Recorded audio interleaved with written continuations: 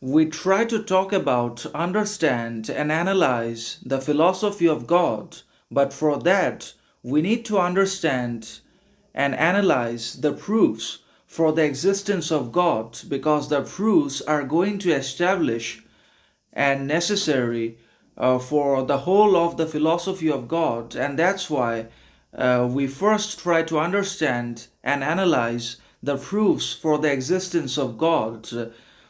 Four main arguments are generally advanced for the existence of God. So there are four main arguments which are generally advanced in order to establish the existence of God. These are the cosmological argument, the ontological argument, the teleological argument, and the moral argument.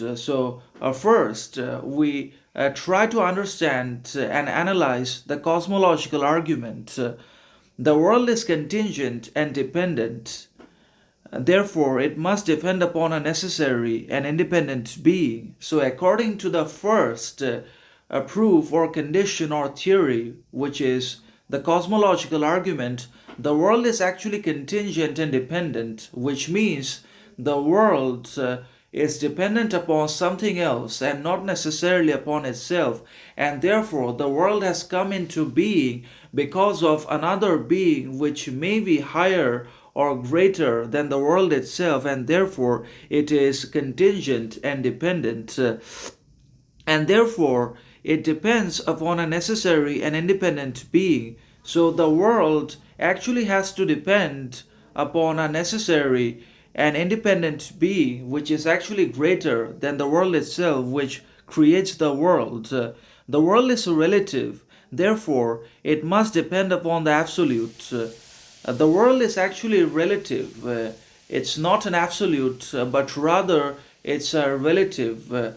And therefore, it must depend upon the absolute. Because the world is relative and contingent, therefore, it must depend upon the absolute being. All things and beings in the world depend upon other things and beings, meaning the world, which is limited, contingent, and dependent for its creation upon a being which is the absolute, powerful, and which has created the world. That being is also responsible for all the things and beings in the world in which we live. Um, and That's that. Um, so all things and beings in the world depend upon other things and beings. So it's a mutual process of dependence and contingency. So the world has been created by the absolute, and now the things that exist in this world actually depend upon one another. So nothing that we see in front of us or around us is actually independent or individual, but rather dependent upon other things for their existence. They are non self existent. They are not self existent, but rather dependent upon other things. They depend for their existence upon other causes. They are not independent entities. They are related to other things in the spatio-temporal order. They are relative and limited by space and time. They depend for their existence upon other causes.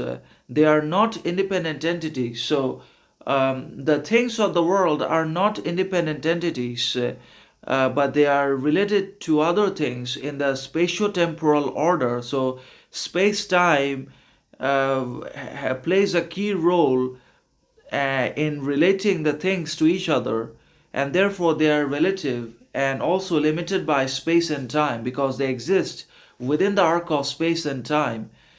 They are finite and limited. So the things of the world are actually finite and limited because they constantly depend upon other things and beings for their existence and are not absolute or independent.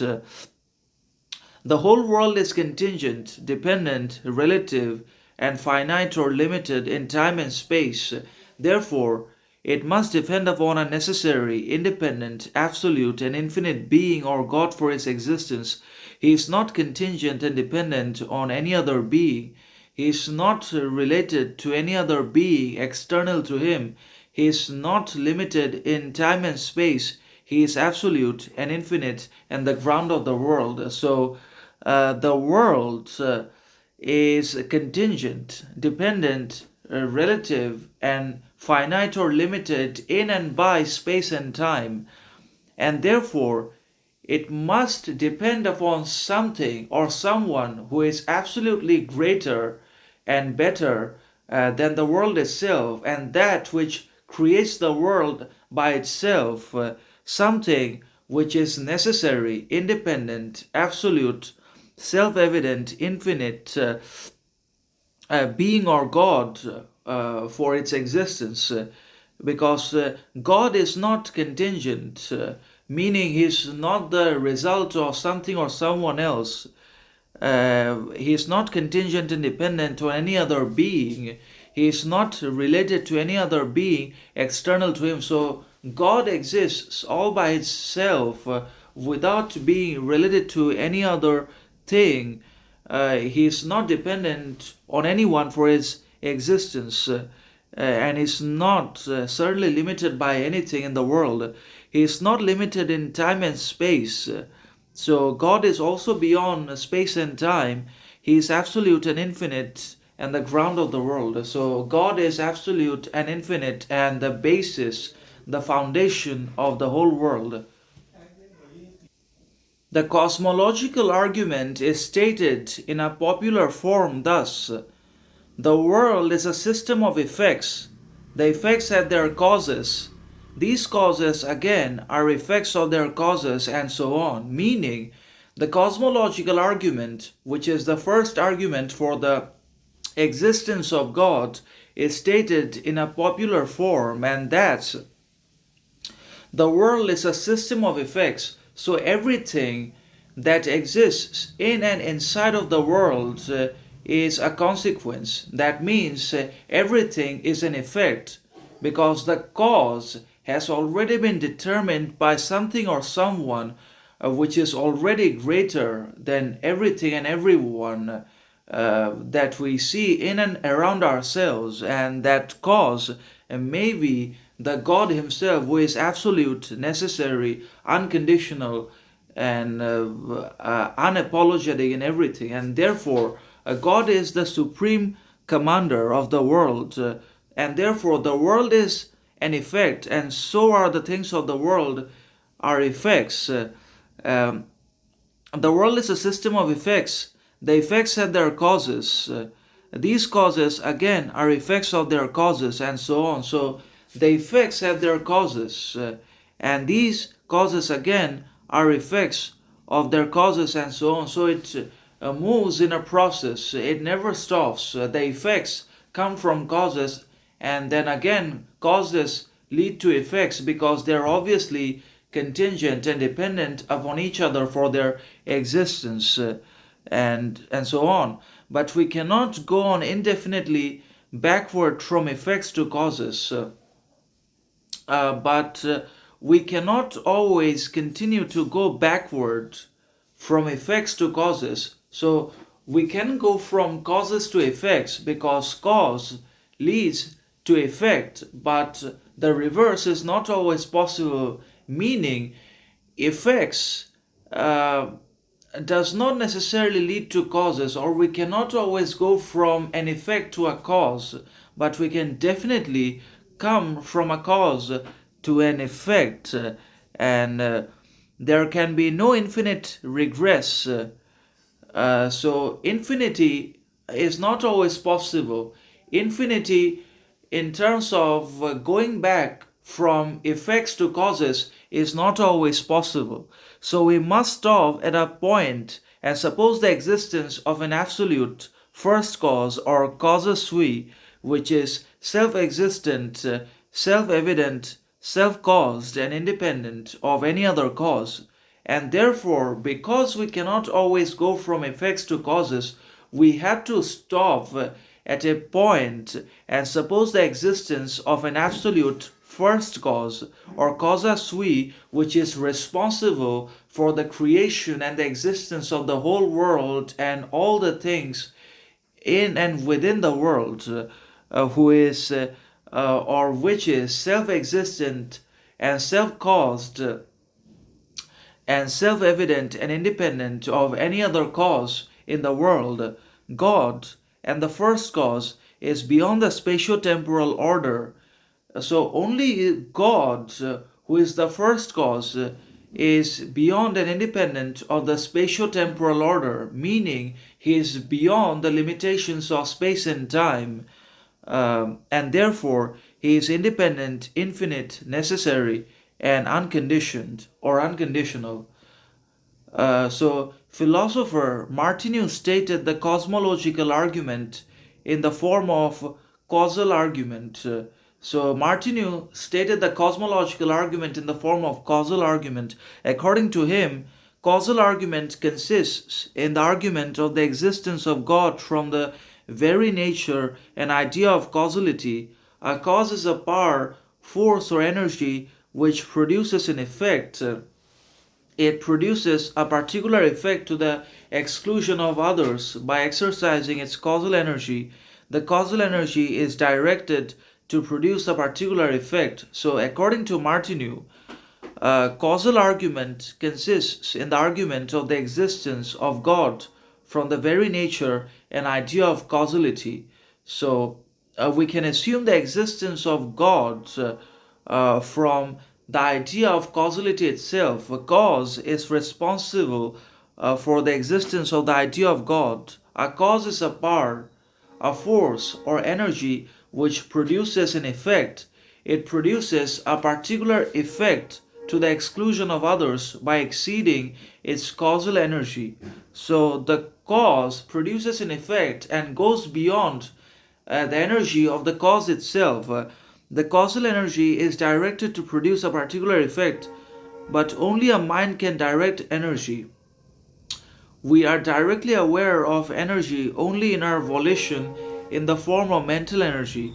So we are actually aware of energy only in our volition or independent choice in the form of mental energy which exists in our heads. The causality immediately known to us is will causality. So the causality which is immediately known to us is because of our mind or mentality, and that's will causality. We extend this idea of causality to nature by analogy.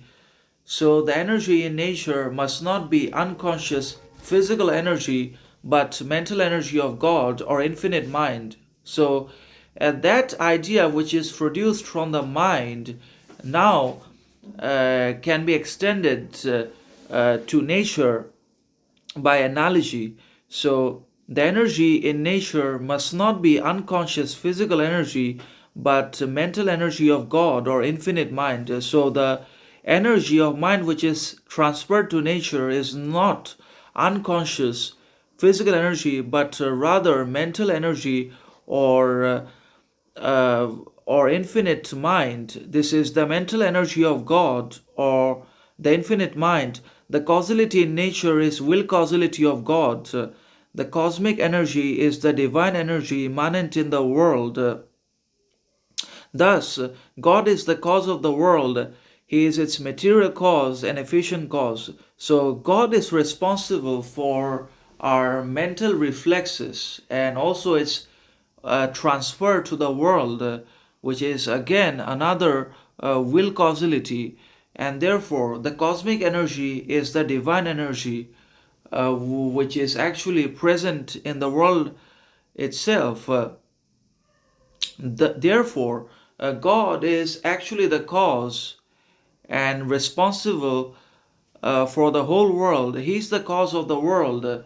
He is its material cause and efficient cause. Now, uh, we come to the second argument for the existence of God, which is the teleological argument. And according to it, The teleological argument consists in inferring the existence of God from the marks of design in the world as its intelligent designer. So, according to the teleological argument, we can infer the existence of God by all the designs and architecture that He has created in the world on which we live. So we see all sorts of things and structures around ourselves, and God is primarily responsible for the creation of all this because He is the ultimate designer and the ultimate architect of the whole world. He is an intelligent designer. Uh, it takes a popular form, just as a house which is full of harmony, order, and unity is designed by an intelligent architect. So the world, which is full of unity, order, and harmony, must be designed by an infinite, intelligent designer or divine architect. God is the intelligent designer of the world. So we can understand this analogy or the teleological argument which says that God is the intelligent designer of the world because He has designed the world as well as crafted all the different things which we see in and around the world. He has created them with His artistry and design and divine knowledge.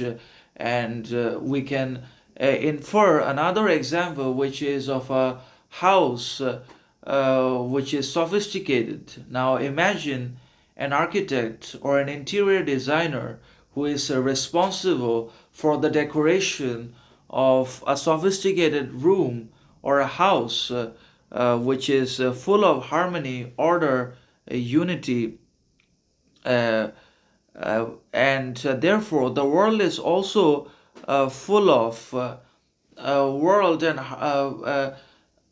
a unity, order, and harmony because it has been designed by an intelligent designer, just as a sophisticated, beautiful house is almost designed by an outstanding architect. God is the intelligent designer or divine architect of the whole world because He has created all of it and He is infinite, intelligent, and divine. God is the intelligent designer of the world. And Martineau argues that selection, combination, and gradation are the marks of intelligent design. An intelligent designer selects his materials, combines them together, and places them in an order of gradation. So, according to Martineau, an intelligent home designer first he draws sketches of what he's going to put inside a house, and then he starts building and decorating. So there is always a hypothesis, selection, analysis, and so on and so forth. So Martineau argues that selection, combination, and gradation are the marks of intelligent design. An intelligent designer selects his materials, combines them together, and places them in an order of gradation. An architect selects proper materials of a building, combines them with one another in a particular order, and adapts them to one another. He first lays the foundation, then builds the walls, and at last the roof. So, an intelligent designer believes in selection, combination, and gradation and uses them to build an outstanding house. And by using proper materials, combining them together, and adapting them to one another as well. He first lays the foundation of the house, then builds the walls, and at last the roof. There is a gradation in the different parts of the building. So there is also a differentiation in the different parts of the building. Similarly, Martineau argues there are abundant marks of selection, combination, and gradation in nature. So Martineau also believes that there are abundant or infinite evidence of a selection, combination, and gradation, which are obviously the important traits of an intelligent designer are evident in the material world also, which has been designed by the infinite, immortal, absolute God Himself.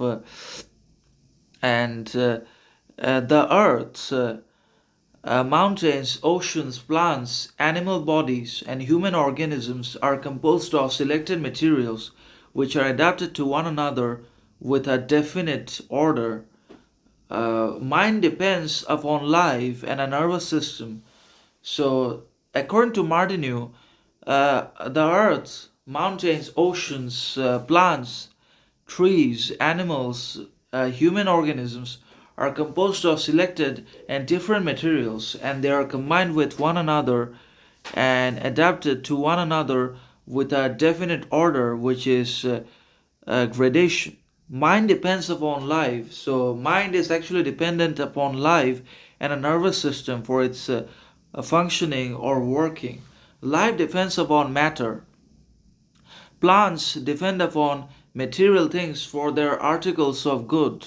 There is a hierarchy of different grades of beings.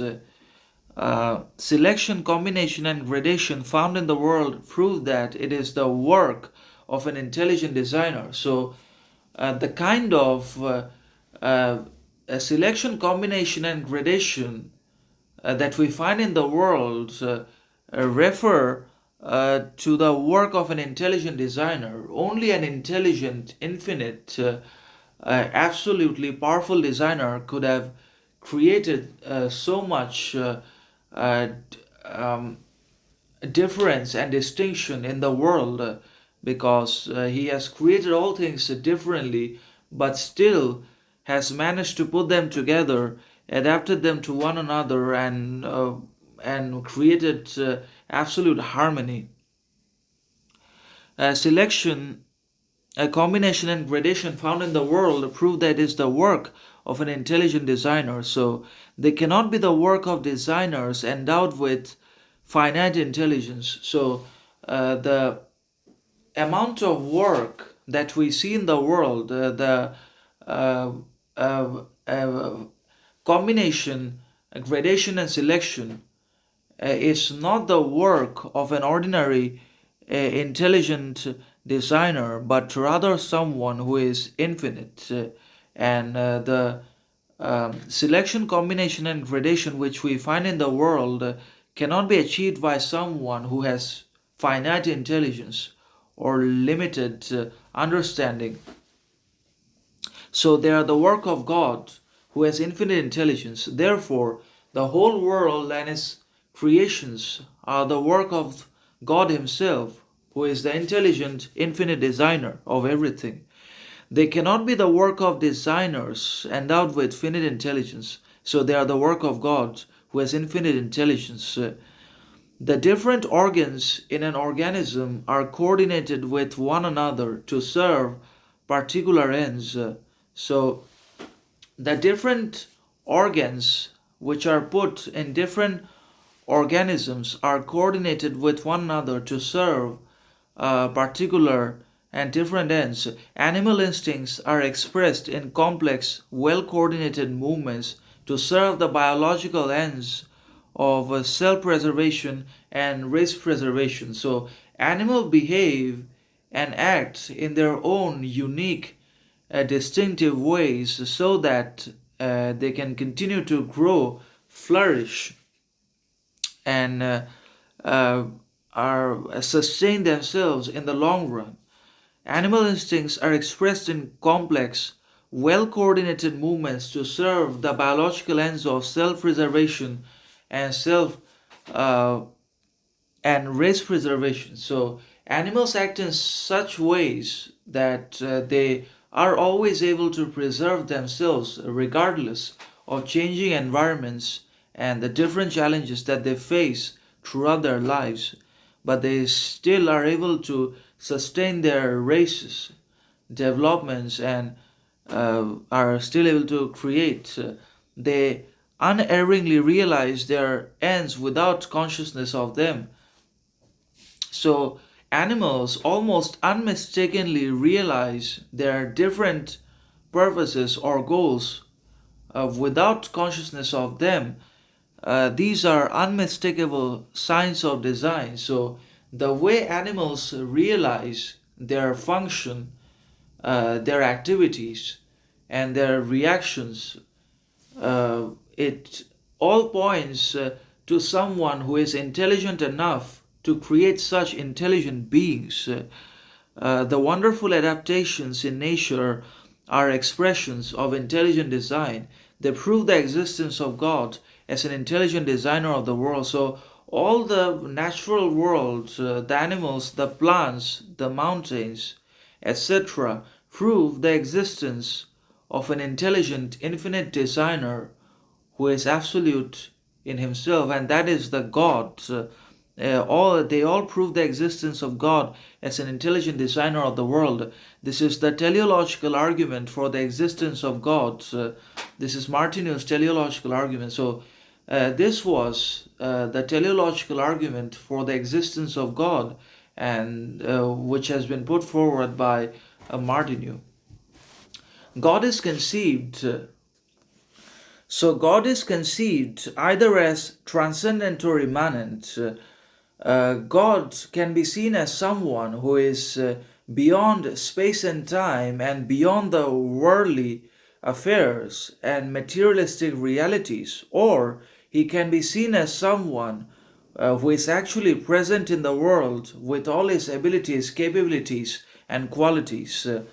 He imposes his plan upon pre-existing matter from without and fashions it into the universe. So God actually imposes or enforces his own order, idea, and plan upon pre-existing matter, which is again created by him from without, and fashions it into the universe.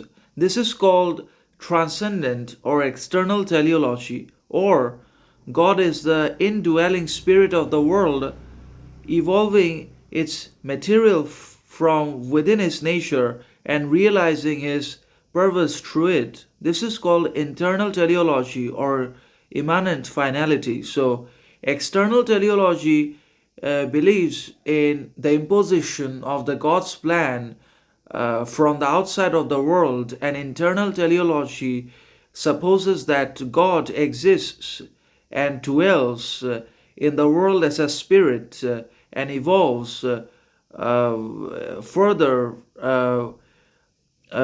from material and from within his own nature and realizes his purpose through it, and that is internal teleology or immanent finality. And now, after the teleological argument, we move on to the ontological argument for the existence of God. The ontological argument consists in inferring the existence of God from the idea of God. Anselm deduced the existence of God from the idea of a perfect being. A perfect being must exist because perfection involves existence. An existent perfect being is more perfect than a non existent perfect being. So, the ontological argument consists in inferring the existence of God from the idea of God. So, ontological argument deduces the existence of God from the idea of God, and Anselm deduced the existence of God from the idea of a perfect being. A perfect being must exist because perfection involves existence. An existent perfect being is more perfect than a non existent perfect being. Descartes repeated Anselm's ontological argument. The existence of God follows from the idea of a perfect being, for perfection implies existence. So Descartes also believes that the existence of God follows perfection. Because God is perfect, then the idea of God is also perfect, and from the idea of God follows perfection. And that existence is perfection. God without perfection would be an imperfect being. So God has to have perfection Otherwise, he would be an imperfect being. God cannot be without perfection because he is always perfect. But Descartes advanced another argument allied to the ontological argument. I have an idea of an infinite being in my mind. What is its cause? No finite object can produce it. An effect cannot be more than its cause, but a cause can be more than its effect. So Descartes actually suggests another argument which is allied or tied to the ontological argument, and he says that suppose there is an idea of an infinite being in our minds. Now, what is its cause? What is causing the idea of the infinite being in our minds? No finite object can produce it. An effect cannot be more than its cause. So, the cause of the infinite idea in our minds is inherent. I have an infinite being in my mind. What is its cause? So, no finite object can produce it. An effect cannot be more than its cause. So, an effect can never be more than its cause. So, the idea sometimes already exists in our mind because of the effect of God Himself. But a cause can be more than its effect. So, the eventual reality or what we see in the world is not more than what is responsible for the creation of everything. So the creator is actually superior to the creation, and therefore the cause is superior to the effect, and the effect can never be more than the cause. But a cause can be more than its effect. All finite objects together cannot produce the idea of an infinite being. So, even if we put all finite objects together, then also they cannot produce the idea of an infinite being in our minds because the sum of finite things is finite. Because the result or the effect of finite beings or finite things is always finite. I cannot be the cause of an idea of the infinite. So I cannot be responsible for the idea of the infinite because I am limited. Uh, I am actually finite. Though I am potentially infinite, but I'm still finite and living within the arc of space and time. The idea of God is the idea of an actually infinite being. We need to understand that the idea of God is actually the idea of an infinite being, and it comes to our mind automatically and naturally without our hard work. I cannot produce the idea of the infinite by negating the finite, since the infinite is not non finite or indefinite. So, it is also true that we cannot produce the idea of the infinite by negating or deteriorating the finite. Now, the finite may not be able to produce the infinite, but we cannot negate the finite and produce the infinite. Since the infinite is not finite or indefinite, but a positive being. The infinite is the ground of the finite and expressed in finite beings. So, the infinite is actually the ground or the foundation of the finite and expressed in finite beings. Therefore, God or the infinite being is the cause of the idea of the infinite. And therefore, God or the infinite being is the cause. So, God Himself is the cause of the idea of the infinite which comes to our minds. Descartes says, I should not have the idea of an infinite substance, seeing I am a finite being, unless it were given to me by some substance in reality infinite. Thus, Descartes inferred the existence of God as the cause of the idea of the infinite being. So, we are not responsible for the creation of the idea of the infinite being in our minds, but rather the infinite being or God Himself is responsible for the idea of the infinite in our minds because we are limited beings, we are finite, we are constrained by space and time, and therefore we can never produce the idea of God in our minds without his intervention or inference or interference. So God puts his own ideas into our minds. Hegel stated the ontological argument in another form. Thought and reality are identical. Reality cannot exist for itself. It exists as an object of an external consciousness of God. So Hegel puts forward uh, the ontological argument in another form. Thought and reality are identical. So reality exists because thought exists, and thought leads to realities, and therefore thought and reality are not isolated but rather related and identical to each other.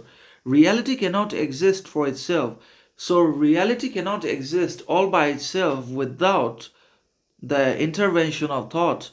It exists as an object of an external consciousness of God. So God has created the external reality and it appeals to us because of our thought, because we have the ability to think.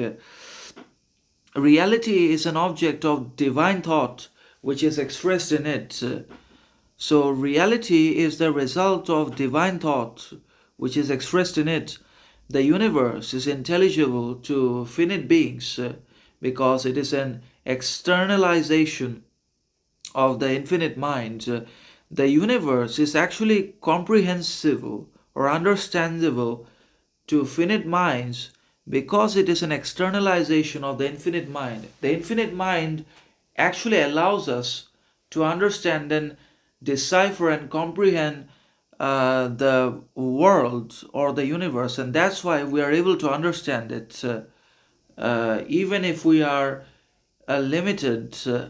We are able to understand the world and the universe because of the allowance of the infinite being which is responsible for the infinite mind.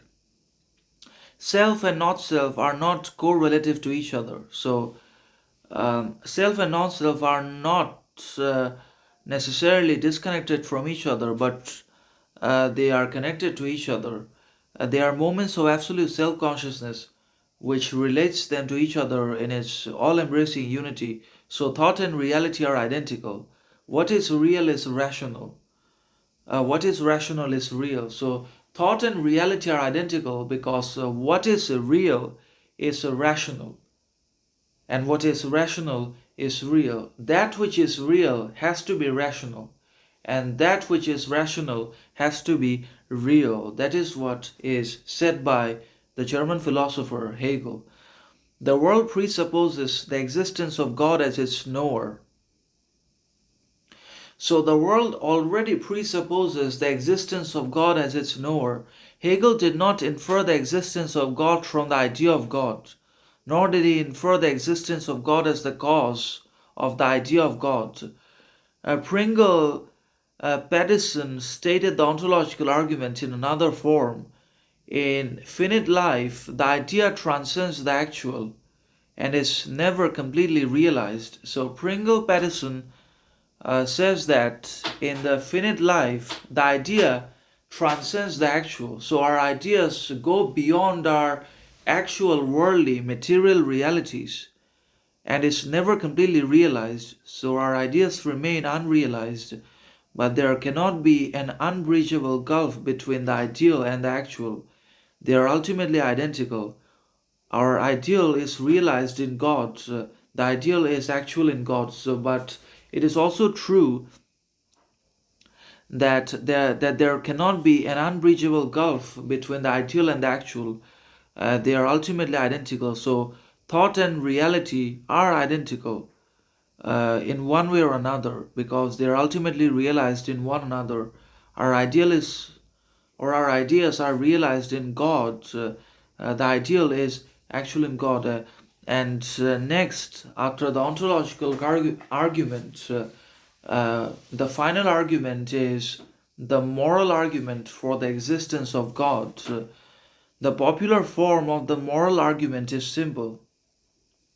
The virtuous are not properly rewarded, and the vicious are not adequately punished in this world. So God will give them their merited rewards and punishments in future life. He is the moral governor. Otherwise, there will not be moral justice. So the moral argument is actually simpler in comparison to the three previous theories or arguments, because the moral argument says that the virtuous or the good people are not properly rewarded, and the vicious or the evil are not adequately punished in this world, and therefore God will give them their merited rewards and punishments in future life or in another life, because He is the moral governor of the whole world. Otherwise, there will not be moral justice whatsoever. Kant regarded the existence of God as a postulate of morality.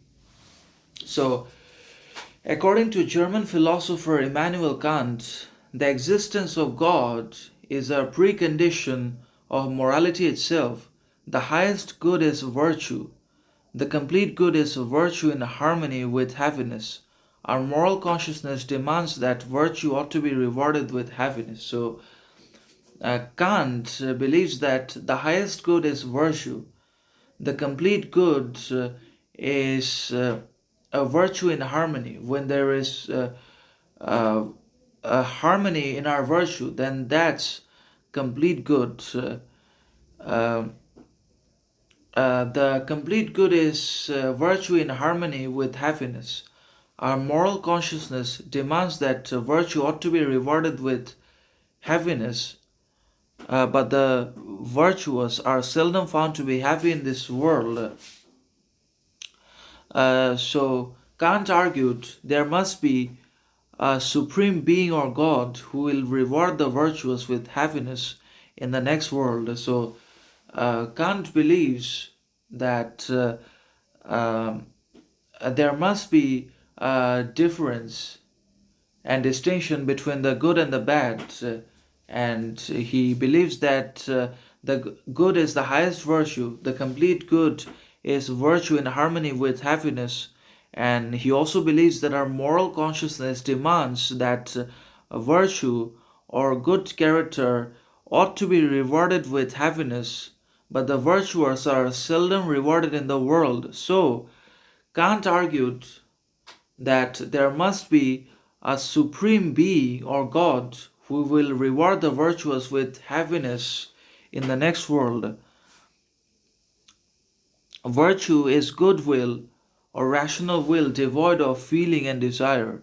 So, virtue is actually goodwill or rational will devoid of feeling and desire. So, there cannot be feeling or desire in virtue because it's absolute goodwill and rational will as well. A person can make himself virtuous, but he cannot make himself happy. So, according to Kant, a person can realize his virtues, he can become virtuous, but he cannot be necessarily happy because virtues are not always rewarded. It's not a guarantee, and that's why we can be virtuous, but we cannot be happy, and therefore, uh, because happiness depends upon outward favorable circumstances which are beyond his control. So, a person can make himself virtuous and moral, but he cannot make himself happy because the conditions of happiness depends upon circumstances which are external to him and therefore beyond his control also. But God can make the virtuous happy in future life. But God, because He is the moral governor of the world, because He is the supreme being, He can obviously make the virtuous happy all by Himself in a future life, because He is the controller of the realm of spirits and the realm of nature. The existence of God is a postulate of morality, and that makes the existence of God a precondition of morality. Martineau gave other moral arguments. First, the moral law is obligatory on us. It is not an impersonal law, it is a command of God communicated to us through conscience, which is the voice of God in us. So Martineau believes that we should be moral, by ourselves. We should practice morality by ourselves because it is communicated to us by God Himself, who is the supreme being of the world. God tells us to practice virtue and be virtuous at all times, and therefore we should try to do so without expecting anything in return, neither pain nor pleasure. Uh, our conscience tells us to be moral and virtuous because our conscience is the voice of God in us. Rashdell also gave this argument: the moral law does not exist in the material world, it is not created by us. So, according to Rashdell, the moral law does not exist in the material, limited world, and it's not created by us either. It is not imposed by the society or the state on us. So the moral law is also not imposed by the society or the state upon us. So it is a law of God. God tells us to be moral through our consciousness, and we have to be moral regardless of the circumstances or the consequences. We are not going to get anything for being moral and virtuous, but we ought to be virtuous, which is goodwill and rational will, devoid of feeling and desire, without expecting anything good or favorable in return. So that's that. And that makes it a law of God because it's beyond the worldly affairs. Secondly, Martineau inferred the existence of God from moral obligation as its source. So Martineau also inferred the existence of God from moral obligation as its source. It is a relation between a finite person and an infinite person of God. Um, the existence of God is actually a relation between a finite person and an infinite person of God. If I had been the source of my moral obligation, I could have annulled it at my will. So we are not the source of our moral obligation, but rather we are being guided by something or someone who or which is superior to and supreme to all of us, who is the creator of the whole world, and therefore the God tells us to be moral. He wants us to perform the moral obligations, and we are not telling ourselves to do so. Uh, uh, but I can never annul moral obligation. We can never reject moral obligation because our conscience tells us to be moral because it has been influenced by God all the time. The society or the state is not its source because it can produce physical compulsion but not moral obligation.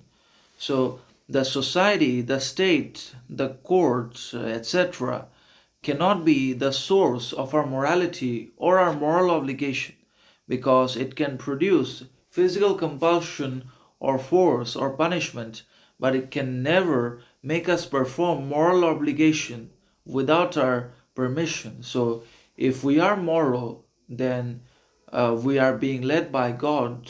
God is somehow, some way telling us, guiding us, and directing us towards morality and moral obligation because we cannot perform it without His guidance, and it cannot be imposed upon us by anything or anyone either. Uh, so, God is the source of moral obligation. Our moral obligation is ultimately due to Him. Thirdly, Martineau inferred the existence of God as the most perfect and holy person in a hierarchy of moral beings. So, thirdly, Martineau also believes that the existence of God is the most perfect and holy in a hierarchy of moral beings. We find in the world that some persons are more perfect than others. The former are examples to the latter. So, in the world, it happens that we find some people who are more moral or more perfect than the others, and they become examples to us for our improvement. We are always inspired and ennobled by the examples of holy persons. So, we are always inspired by those who are superior to us in terms of morality, ethics, and holiness.